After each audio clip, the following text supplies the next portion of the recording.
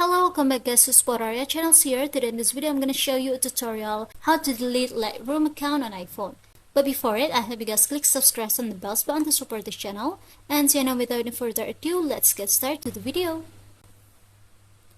Well guys, firstly of course you just have to open your Lightroom applications, and also you have to make sure that your phone is already connected to the internet.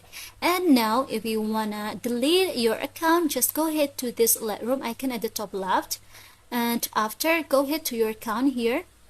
Now simply at the bottom you'll find out the delete Adobe account. Just tap on this, the red font. Now we have to wait for a second.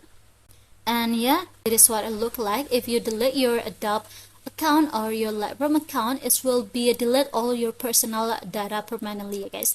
Here at the bottom you can choose for the reason why you wanna close or you wanna delete your account.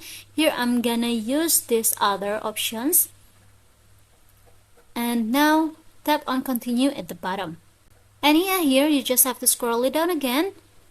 After we'll find out here the option. Now just tap on this square to checklist it. Now tap on continue.